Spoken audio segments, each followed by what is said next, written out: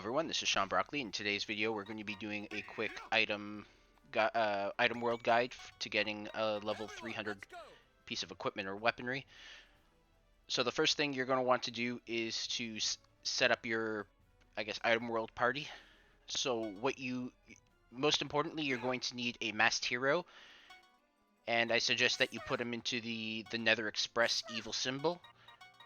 I can't recall how you unlock that, but I'm sure you could just look that up and grab it. It'll give you, once he's in there, he'll get a boost to his movement range, and you kind of want that. He's considered a flying type mover, so enemies won't block his path. He can just like walk right through them, right to the gate. If the gate has a gatekeeper, then obviously you'll have to kill that gatekeeper, in which case you'll want some damage dealers as well. I recommend Tyrant Velvetores, or Stella. This is also a good way to power level them up, as you will be killing a lot of enemies in a short period of time. Now, for the first item that you're going to level up, I do recommend possibly a legendary accelerator if you can get your hands on one of those. The reason why I choose that is because the first time that you're going to go through this, it's going to be a lot more difficult than in the future when you have an accelerator, especially at level 300 with some movement bills passed. You can get up to 6 extra movement squares, so that'll give you 8, an extra 8 moves, which is very useful. And then you can duplicate it and basically attach it to every character. I'll go over the duplication thing later. Unfortunately, that won't be part of my video. I'll just sort of explain it, and then you can go from there. It's not too difficult. Next, you'll want a medic. The medic is a useful class just because it has a special skill that allows you to have a second turn, basically, with one character. You can utilize that to get your masked hero to get some extra distance if they can't make it to the gate, or you might just need a second turn to clear the way for your damage dealer to get to the gatekeeper. So like I mentioned before, your damage dealers, your best bets are Velvetores, Tyrant Velvetores, and Stella. All three of those have some powerful wide range attacks, like Demon Emperor, Flame Hazard, and I can't recall Velvetores's. But all those are really good. They can clear groups of enemies quickly. And like I mentioned, it'll also level them up pretty well. You can get... I got my characters up pretty high that way. There's also a mystery room that you could utilize that I'll talk about later that helps level up as well. So before entering the item world, the first thing that you want to do with your legendary item is to add some innocence to it. The innocence will pretty much help boost the weapon, and it'll get some extra boosts in all the other attributes. So normally if you're just doing a weapon, only the attack would go up. So if you add something to, let's say an innocent to add speed, it will start boosting speed as well. I should also mention one more thing. In order to get to level 300 weapon or equipment, it does need to be a legendary equipment or weapon. You can't get level 300 with a rare item or just a basic item. Alright, so at that point you can go ahead and enter the item world. At this point you've probably seen me clearing a bunch of stages, and you've noticed that my masked hero just kind of walks right through a bunch of guys. Sometimes the gate doesn't have a gatekeeper and you can just move on to the next stage. Other times it does and you have to clear it out. You'll also notice that some stages have a mystery gate. I do recommend you always use the mystery gate, as there's some stuff there that can help increase the level of your weapon. Or you might be able to get some extra Gensi exits, and worst case, you just reset the map that you're on, because you won't actually progress to the next map by going through the mystery gate.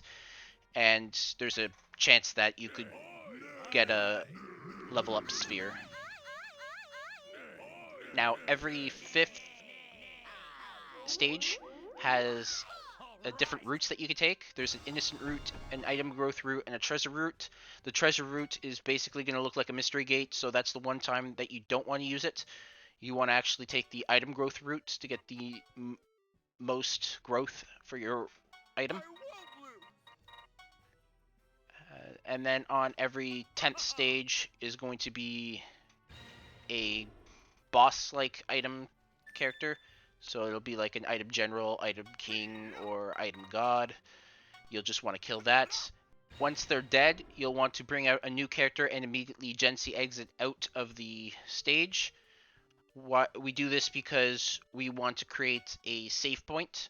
So you can either manually save there or there's an autosave. The only problem with the autosave is if you kind of screw up, there's a chance that your autosave could get overwritten. So I do recommend that you make a manual save just in case. But what we're going to do is once we got the save, we're going to go back in and we're going to kill the item boss again.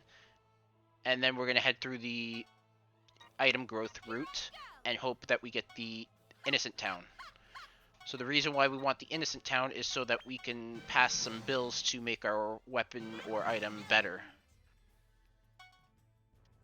So once you get to the innocent town, you'll hopefully notice a mushroom character.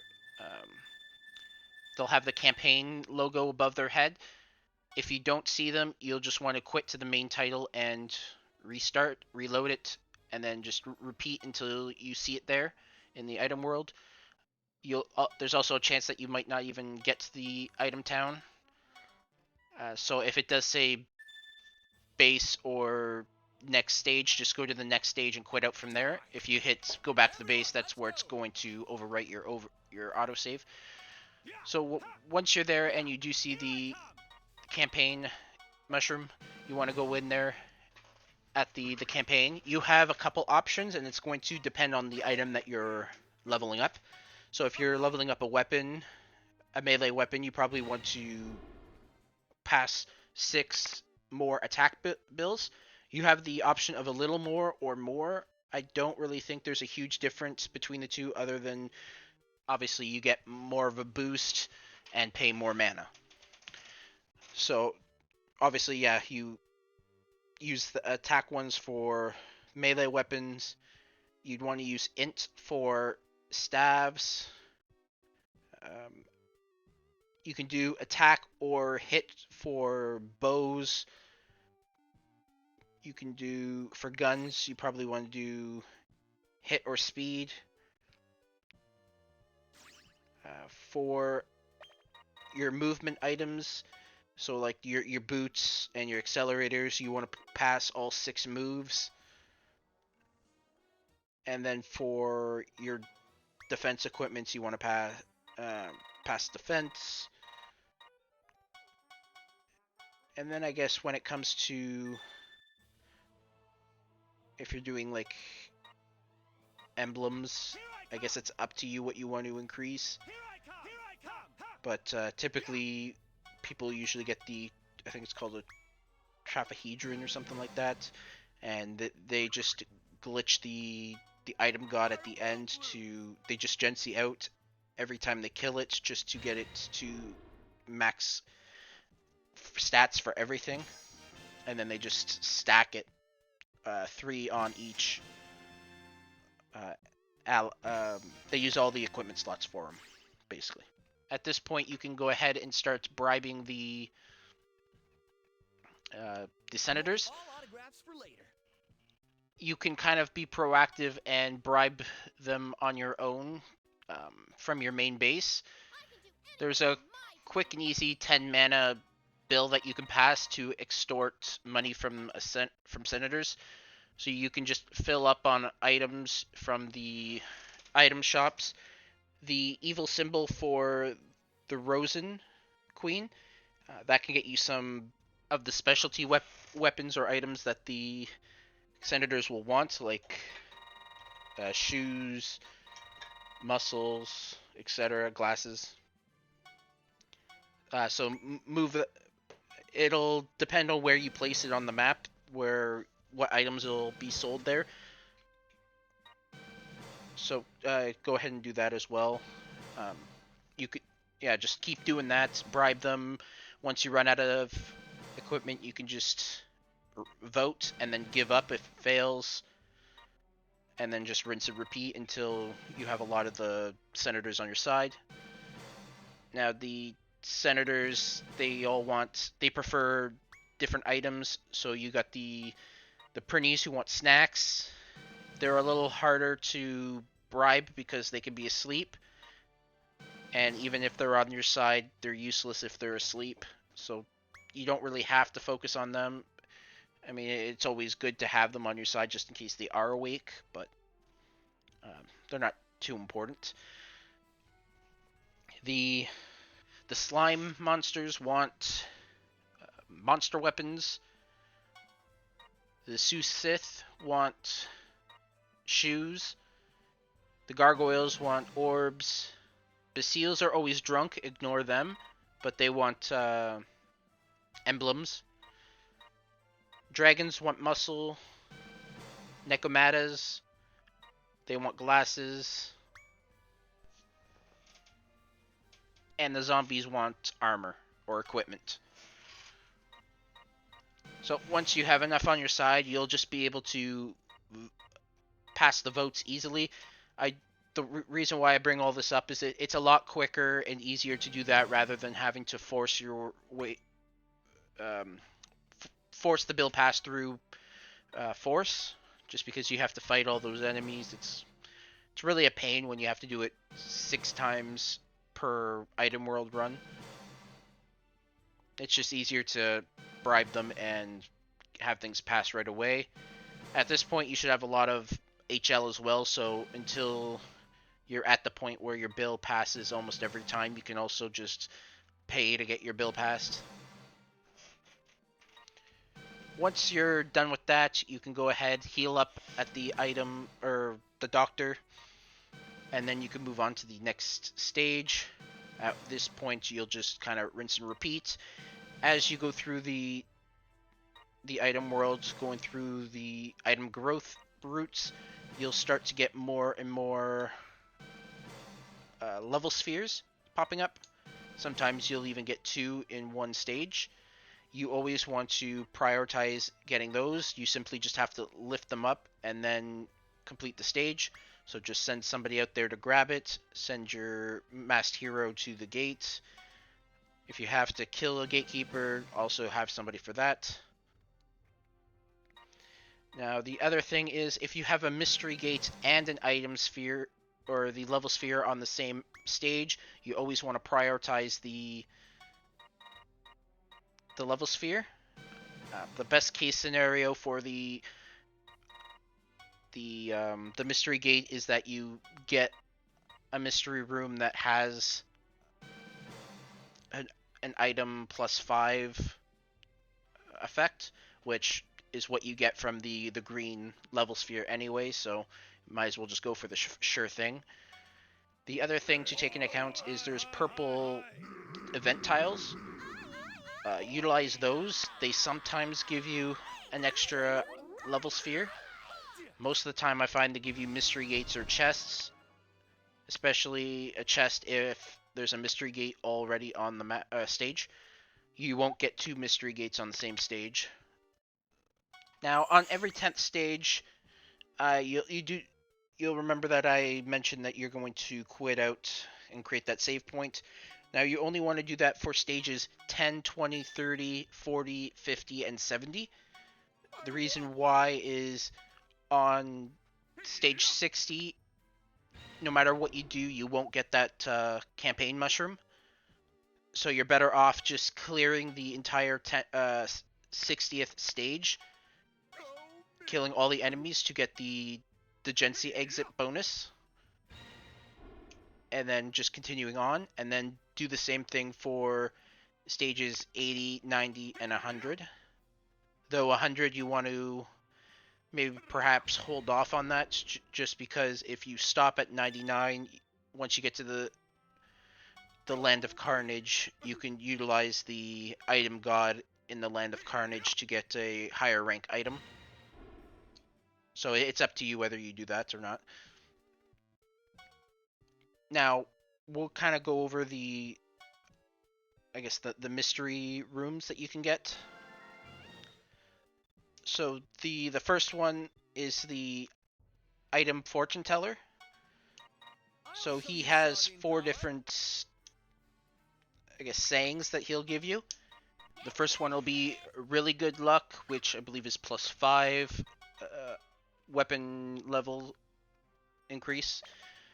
Pretty good is 3 levels. Pretty bad is it negates it decreases the level by 3 or 4, and then really bad is decreases by 5. Now, if you do get a really bad fortune or a pretty bad fortune, if you keep talking to him after it, he will get angry and attack you, in which case you can kill him and you will get some bonus levels to negate some of the loss that you took. This only happens if you got the bad fortune. If you got a good fortune and you do this, you just kill him and you get no bonus for it. You still get the fortune, but you just don't get anything for killing him.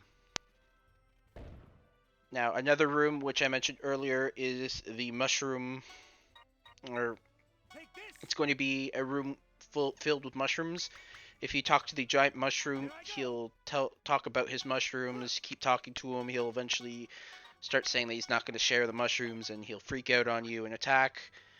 At that point, you can go ahead and kill all but one of the mushrooms. I kind of keep the one to the back left alive, and then I use my red skull to put him to sleep.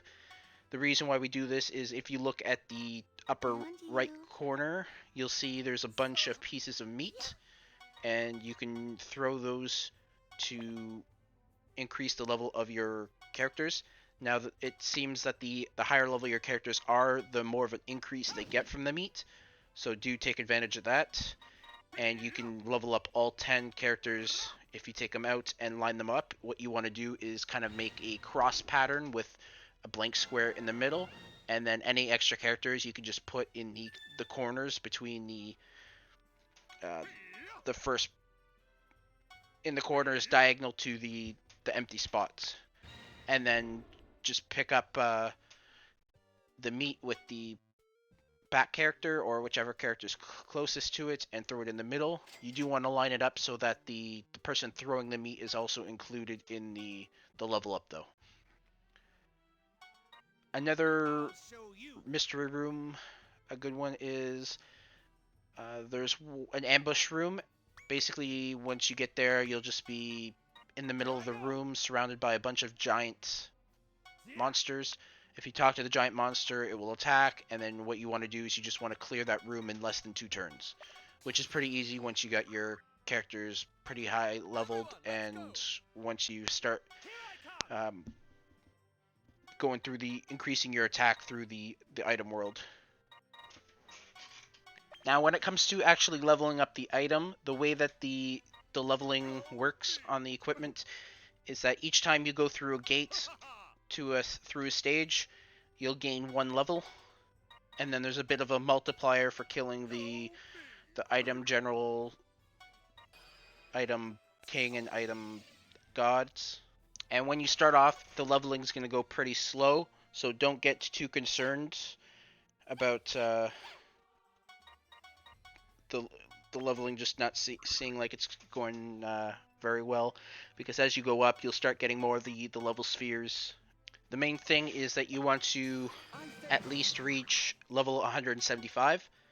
The reason why I say at least 175 is because you can still gain 25 levels per every reverse pirate level that you do, and you should get 5 of those for clearing 100 stages. Now, if you do plan on not clearing the 100th stage to take advantage of the item god on that level in the Land of Carnage, then you probably want to at least hit 200. this should not be a problem, as I typically hit 230, 240 every time I do this. So once you start hitting like once you're on stage 70 plus, you'll probably be getting like a level sphere every single stage or every second stage. Sometimes you'll get two on a stage.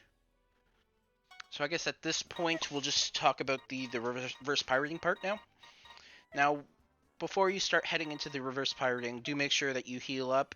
You're going to have to face a lot stronger enemies than you fought in the item world. They're pretty much going to start off where you left off in the item world. So typically, I think on level 100 they start getting to 1,000. So the first stage of the reverse pirating is level 1,000 plus, and then they go up from there. I think they go as high as 7,000. I've seen. Not all the enemies are going to be level 7,000 in that final stage, but at least the item god will be, and then the rest will probably be 2 to 3,000, maybe 4. So you're going to need some strong characters to get through those. Um, Basically, the way that it works is based on your ship parts that you created in the ship creator. You will have a certain amount of turns to complete the reverse pirating level. And what it is, it's a randomly generated map that has 2 level spheres on it. There's going to be a yellow one, which is a level plus 10, and a red one that's plus 15. What you want to do is pick those up and throw those onto your ship. The other thing that will be there'll be a ton of chests that you can break for some loot. The legendary ones will obviously have legendary equipment in it, so make sure to get those for sure. That way you'll have some more stuff that you can level up, as you're going to need it for some of the later achievements. The other thing is you'll see some innocents as well, usually on the back where on the typical event tile tower thing. So what you're going to want to do at this point is, if you're looking to get some extra innocence, you're going to want to remove the ones that you had in there and put them into storage, and then you can go from there. Now, from what I've read, it doesn't matter what level the innocents are when you use them for the boosts. You just need to have one in there and you'll get the boosts. But when it comes to reverse pirating, you want to remove them all so you have room to add the extra 8 that will be there. I did also fail to mention that every time you kill, there should be 2 item kings in the item world. Once you kill both of them, each time you kill one, they go up by your population goes up by 1. So that for the legendary items, you start off with 6 slots for innocence. When you kill the first item king, it goes up by 1, so you can put 7, and then the second one goes plus 8. Now, the other thing to keep in mind with the item world is killing the enemies is good until you get down to the last bit. If you kill all the enemies on the map, it immediately ends the stage, and you lose out on the loot and the orbs that are not on the ship, and the innocence as well. So you don't want to kill all the enemies until you're completely done. And saying that any ally that's not on the ship when the stage ends dies. So that's another thing to look out for. So in order to make things easier on yourself, what you're going to want to do is utilize the Red Skull or any mage that has Slumber. You want to upgrade that so that the chance of success is as high as possible. Right now I'm sort of running just like 60%, which seems to be good enough. But you want to find, I think res is what you want to look for, the lowest character enemy with the lowest res. So you want to find that, use that, put it to sleep, and then that'll give you some turns to do whatever you need to do, and you can kill everything else. The other thing that you can do is, if there is like a section that's cut off that you can't walk to, so like maybe like a random piece that's just floating in the air somewhere. You can also throw an enemy there and get them out of your way so that they can't do anything. Obviously, the melee characters are best to throw over there. You really only need one over there. You can kill everybody else, and then that'll give you the full time you need to get the orbs onto the ship. Like I said, there's a yellow and a red, so there's going to be 25 levels per reverse pirating stage. You shouldn't need all of them. At most, you should just need 2, sometimes 3 if you just fall short. The other thing that you might need to look out for is sometimes you do get robo-pirates, which are pretty high level. So they can be a bit of a pain if you get those. What I do recommend is that you just save before entering the reverse pirating in case something goes wrong, then you can just quit and retry. And when I say quit, I mean go to the title screen and reload. Now, I did mention something about item duplication. So the way that you do that is you firstly need the puppy paw stick. I believe you can get that from disciplining a level 1000 Necomata. I can't recall how I got it. I think I just found it in the item world. I kind of came across it by accident, but basically what that does is it gives you a 10% chance of stealing a weapon or equipment on an enemy. So we kind of take advantage of that and abuse it. And the way we do that is you want to get at least one battle suit. You could do multiple, and then you can kind of do more than one in at a time, kind of. But I typically just use one and do things slowly. So what you want to do is, once you have a battle suit, you want to remove any equipment from it, and you want to put only the item that you want to duplicate in it. I do recommend stuffing innocence in there just to duplicate the innocence as well, and then you can combine them to get them to their limit. And then once they're at their limit, you can just keep duplicating them to get more innocence that you can stack or add to other pieces of equipment. Obviously, statisticians are best for leveling up, and you can get a ton of those onto items. Anyways, once you got the item that you want on the battle suit, it'll just load up any map. I just prefer the first map of the game. And then you'll just send out the battle suit. What you can do is before you start the map, you can group your character with the puppy paw stick and the battle suit. That way that they're just easier to access. Obviously, you want the puppy paw stick on a strong character that'll just one-shot the battle suit. Even if you have to use a skill, that's fine.